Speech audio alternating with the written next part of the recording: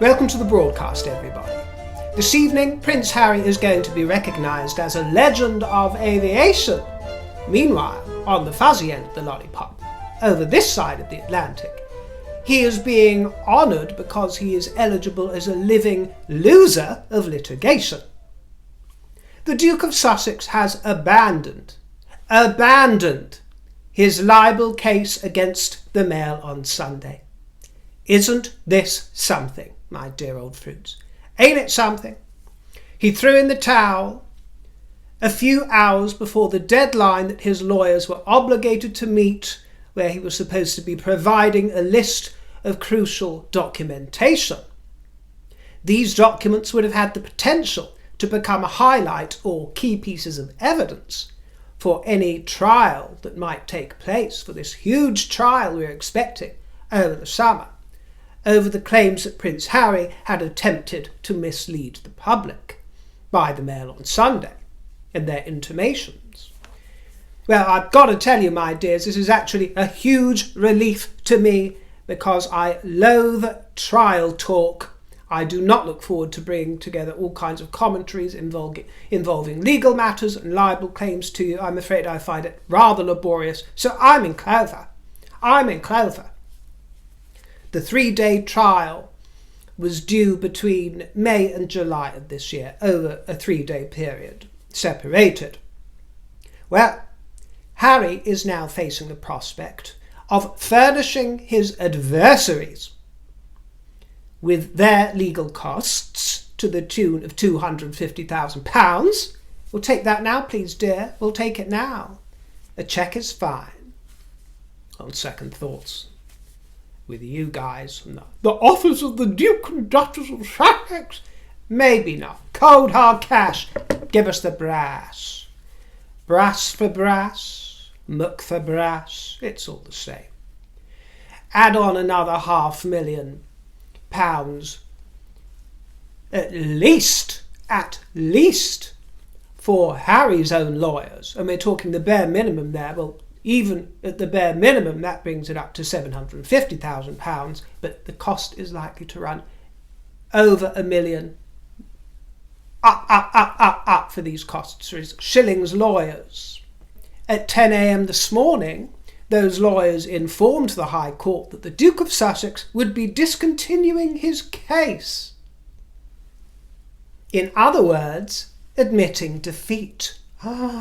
But what about the Dragon Slayer? Oh, Harry, remember how triumphant you were last month? With all those dragons I've come to slay and sword out with my big sword. Whoops! You forgot, didn't you? We already have one Big Willie in the palace. Your little charge. Originally, Shillings had such bold confidence in their case that they had requested that Justice Nicklin rule in Harry's favour without a trial. Do you remember that, my dears? Just a short while ago. That is how bold their confidence was. Well, Justice Nicklin rejected that premise out of hand last month. No, which must have dented their confidence. He also ruled that the Mail on Sunday had a real prospect of demonstrating that statements issued on the Duke of Sussex's behalf were in fact misleading. And he had said last month that there was a real prospect of succeeding in demonstrating that an honest person could have held the opinion that the claimant, Prince Harry, was responsible for attempting to mislead and confuse the public as to the true position, otherwise known as RVM. Recollections that vary. Thank you, Lilibet. Oh, how we love that phrase, whoever devised it. In advance of any courtroom showdown, it is de rigueur for both the claimant and the defendant to disclose any documentation that is relevant to the case. You see, each side is legally obliged to provide these documents even if it potentially makes it harmful to their own arguments. So now it looks like it will not be known which particular documents Prince Harry is unwilling to surrender to the courts, but I wonder if in time he might actually try to shape the narrative and control the narrative by suggesting that he was protecting others in the process. My feeling is that's the sort of hand that he will play if push comes to shove and Spare reaches its sequel. But it could be referring to various emails, text exchanges, online communications and messages of that ilk. Carrier pigeon, what you will. So it continued to be shrouded in mystery, but at 10 this morning, Shillings did inform the newspaper that it had filed a notice with the court, and that notice said the Duke of Sussex discontinues all of this claim. What happened to slaying dragons? As I said at the time of his triumphant speech last month, the only dragon we're talking about is Puff, the magic dragon. Puff, puff, puff. Look at those smoke rings I can blow, Megan. Look at the way they drift over the castle, meeting Dorias and creating a little royal arch in the sky. Head in the clouds, feet on the grass. Puff, the magic dragon. And what happened at the end of his speech, his triumphant speech? The mission continues, he tells us, as if he is Tom Cruise under Mission Impossible. Well, it turned out to be so. It is actually a Mission Impossible, isn't it, my dear? So it seems. That triumphant statement was on December the 15th when he was awarded £140,000 worth of damages in his claims against MGN, the Mirror Group newspapers. And forgive me if I'm wrong here, I just want to get us up to speed on what's going on all of his court cases. Forgive me if I'm wrong here, don't take what I'm about to say as totally accurate. I'm just going by my notes, to be honest with you, my dear. According to my notes, there are 4 recent lawsuits and 1 legal challenge.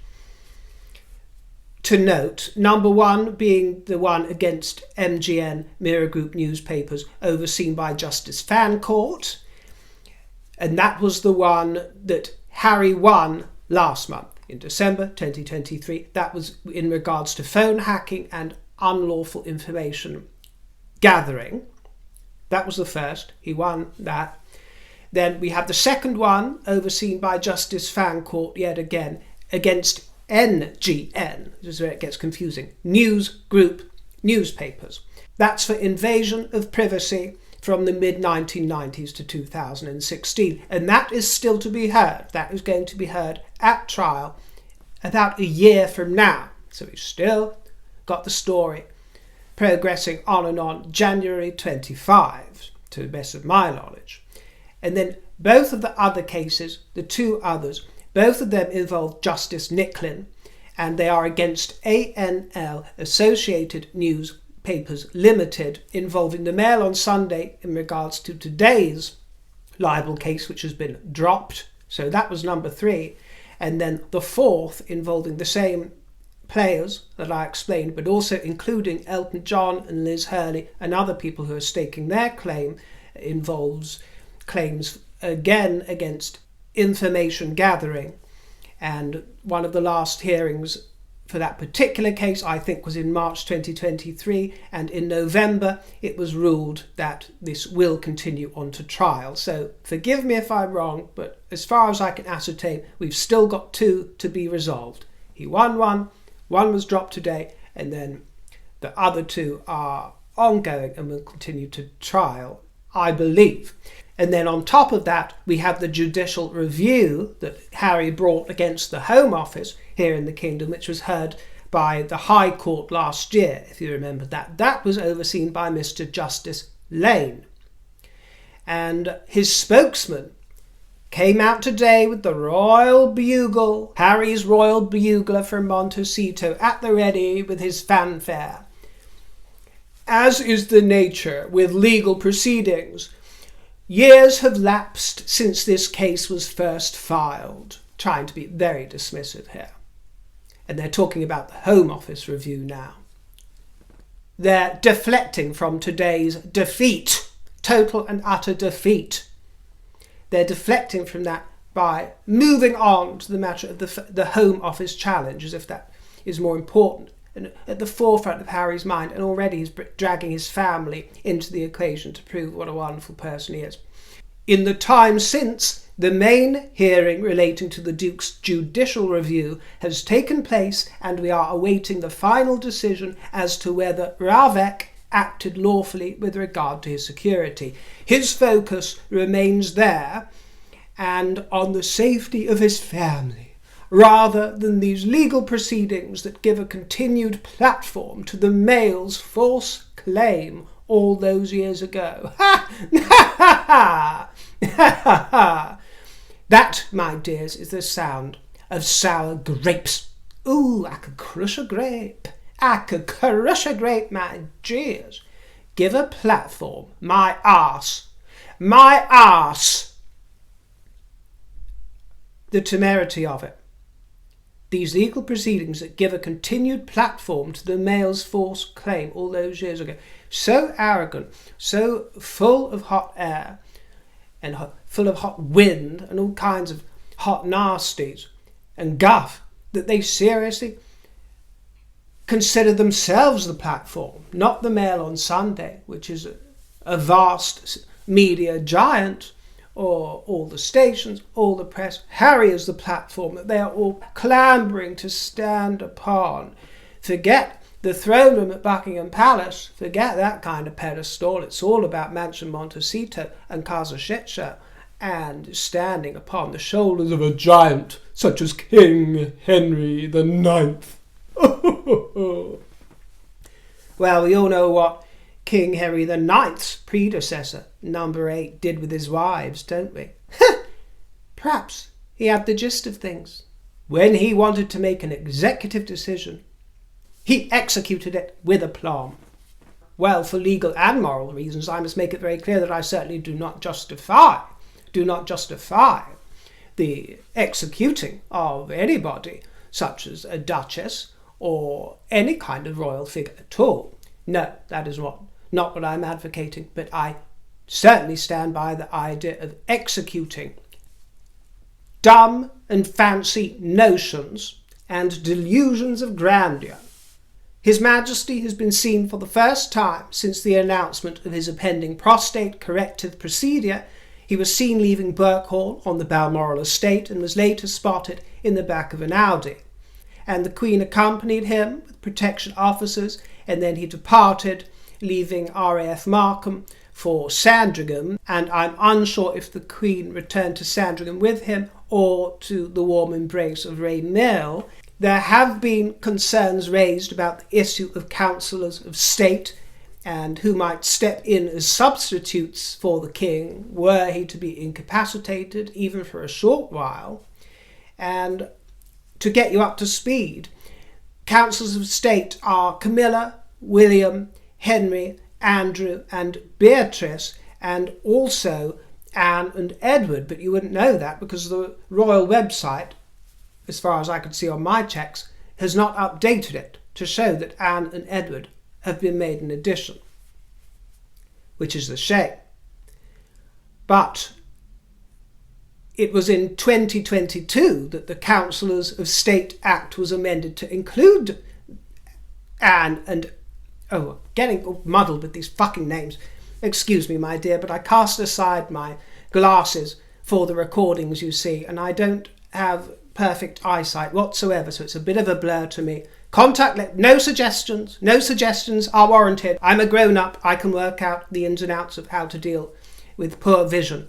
I just know from experience I'm going to get suggestions, but I don't require suggestions. I'm not going to use a magnifying glass, and I can't wear contact lenses for reasons personal to me, and I'm not going to wear spectacles because I don't like the way they reflect on the screen, and I like to be free of them. But that does mean that occasionally I'll trip over the odd word, especially with my handwriting, which is like a doctor's scrawl most of the time. I digress, my dears, but you understand. Oh, the straining. So Anne or Andrew, it all comes into one mix, my dear, especially when I write in a kind of shorthand with initials and various code words, and then I can't work them out while I'm broadcasting. Oh, my giddy aunt. This act effectively prohibits Andrew and Harry from taking up the role. So we needn't be so afraid. And there was one statement that went largely under the radar. It was back in November 2022, and it was during the second reading of the bill in the Lords, and it was by Lord True, Lord Privy Seal and leader of the Lords, who said that the royal household had confirmed that in practice only working members of the royal family will be called on to act as counsellors of state. You see, the devil's in the detail, and in this detail, the devil was Harry, and I suppose you could say Andrew. But the king also added a special rule. That special rule is that Anne and Edward will be counsellors of state for life. For life. Whereas Harry, Andrew, and Princess Beatrice, who is lovely as far as I'm concerned, but nevertheless, those three will be replaced in the natural due course as Prince George and Princess Charlotte and Prince Louis come of age. Counsellors of state, as you might be aware, act in tandem. They come in pairs, my dear, just like a gorgeous pair of earrings. And I must say, it's so freeing to have proper earrings instead of my clip-ins. I am rather enjoying not sitting here in fear that they're going to keep falling off as I express myself. Look, I can wiggle as much as I want. I feel just like a Christmas tree, my dear, although they do tell me that I'm more like the fairy on top of it. But details. The counsellors of state work in pairs, and the king must first enact letters patent to allow them to do so. So do you see, there is quite a procedure, and it's not as if Harry can just leap in and take over the kingdom. And this was considered the most elegant way to ameliorate the situation at the time. And in some ways it's rather difficult to argue with. And it is not known, at least to the best of my knowledge, what type of anaesthetic will be used as the king undergoes his procedure, local or general or whatever. If general anaesthetic is to be used, then I do believe that a Plan B provision would be wise. I certainly do, and I certainly expect that those kind of provisions are taken into consideration, and I do think that the king would be mindful of that, and his advisors and courtiers. They are very much on the ball. Just because Prince Harry paints them all as bumbling, literally, bumbling bees and wasps, and what was the other one? The hornet, the wasp, the owl and the pussycat. No, what was it? Oh yes, the bee, the wasp and the fly. Thank you, J.R. Murringer, for that wonderfully theatrical device that you gave us. Well, bumbling, yeah. He had the hide to call out some of the Queen's closest advisors, who she very much admired and honoured, in fact, in many ways. And she trusted them. Harry, of course, knows better. He knew better, and cast them all as fools. Speaking of the late Queen, it was rather jolly to hear the little tidbit from Giles Brandreth that the late Queen had been fan of a drama series called Grange Hill, a British drama series. Grange Hill, apparently it was very long running from 1978 to 2008, and it was set in a gritty London comprehensive school. And it's not the kind of thing you would think that the Queen would settle down to watch, but she did.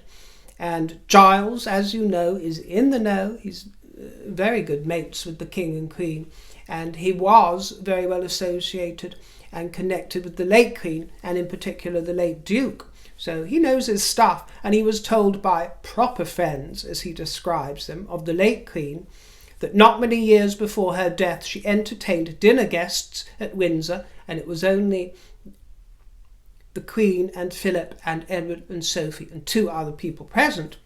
She entertained them, and she surprised them with an impromptu performance. When Grange Hill came up in conversation, she jumped up and she gave an impromptu performance of 10 minutes, complete with the accents of all the characters. And, you know, she really rather enjoyed the performing. And she did it as a child, didn't she? I think Charles must get it from that strain, that love of the theatre. I mean, she wasn't as much into that sort of things as him, but she wasn't shy. She wasn't shy, was she, in giving a performance? Some could say that her life was a wonderful performance, although, of course, it came naturally from her. It wasn't a show of artifice, if you will. But she'd been on show all her life, hadn't she? So she could do it. And he discovered this while he was researching his biography of the late Queen. And he tells us she loved impressions and she was very much into impressionists. As our dear Agent High Heels, Angela Kelly, told us some years ago, the Queen has a wicked sense of humour and is a great mimic. She can do all accents, including mine. Angela Kelly is, of course, a docker's daughter from vibrant Liverpool. That's where she hails from. So that's where her accent, the Scouse accent, would originate. The Prince of Wales was seen at the London Clinic visiting Her Royal Highness, Catherine, Princess of Wales, and he will balance his daytime visits with childcare at Windsor, and he drove to the hospital before doing the school run. He's postponed official duties and no doubt is looking forward to having Catherine back in the warm embrace of Adelaide in a week or two to continue her recuperation. Well, Queen Elizabeth was a great fan of Grange Hill. Queen Camilla is not a great big fan of Lewis Carroll, we come to find out, because she was prompted to choose between Lewis Carroll and Hans Christian Andersen, and she plumped for Hans Christian Andersen immediately. This was, by the way, it was part of her Reading Room podcast. This is how the subject came up. And she said, I have to admit, I've never really liked Lewis Carroll. I was rather put off by Alice going down that rabbit hole. It always really frightened me as a child. All the Mad Hatters and Red Queens, and it just wasn't my favourite. I suppose, in a way, I agree with her. It's not one of my favourites. It didn't strike me in the same way as some of my other childhood favourites. And maybe it is because of that slightly dark edge that it's just a little spooky, isn't it, my dear? Although it is fun to be spooked as a child. But no, it wasn't one of my favourites either. And I would go with her and plump for Hans Christian Andersen, hands down. And the Queen was also busy with her duties. She was opening a new safe space at Aberdeen Art Gallery, which will provide help and support from specially trained staff to people who are suffering from domestic abuse or suspect someone else who may be suffering. Her Majesty is patron, and she works closely with organisations such as Aberdeen City Council to transform their response to domestic abuse by providing training, awareness and research to staff. And last year, 25,000 professionals received training from the charity. 25,000! And that led to 80,000 adults who were at risk of harm or murder being provided with support. Isn't that lovely? She met with the artist Sheila Swanson, who created an artwork inspired by her journey as a survivor of domestic abuse. And Camilla was asked about the King's health, and she said that His Majesty is fine and looking forward to getting back to work. And we're looking forward to it too, aren't we, my dears? And the Duchess of Edinburgh has been showing off her moves again. She has so many of these engagements where she's roped onto the dance floor, but she doesn't go reluctantly. She goes with every enthusiasm. She loves to swing those hips, and she's got marvellous hips, so I'm all for it. She visited Elmbridge Mencap, and it's her birthday tomorrow on the 20th of January, and so they sang happy birthday to her, and they enjoyed a bit of Stevie Wonder, I could hear. Happy birthday to you. And there was some singing and some dancing, lots of merrymaking. And the Elmbridge Mencap works at a local level for the benefit of people with learning disabilities and their parents and carers. And both the jacket and trousers, which were flare-legged, were by Victoria Beckham, and the shade was bottle green. And that camouflage shirt she's wearing is also Victoria Beckham. And the ankle boots in cognac leather are by Prada. And just as a little amuse-bouche before we depart, Queen Mary's doll's house is 100 years old. The Royal Collection Trust announced that a selection of items that are usually contained within it are going to be on display in the Waterloo chamber at Windsor Castle, and these pieces include tiny little grand pianos, a vacuum cleaner, miniature crown jewels, all kinds of delights. So that should warm the cockles of your heart, and thank you for warming the cockles of mine. I look forward to seeing you in the next broadcast, my dears. Leave me a lovely, juicy, fruity comment. Take care. My tip jar is in the box below if you care to treat me, and I look forward to seeing you next time. Ta-ra, my dears, and toodaloo!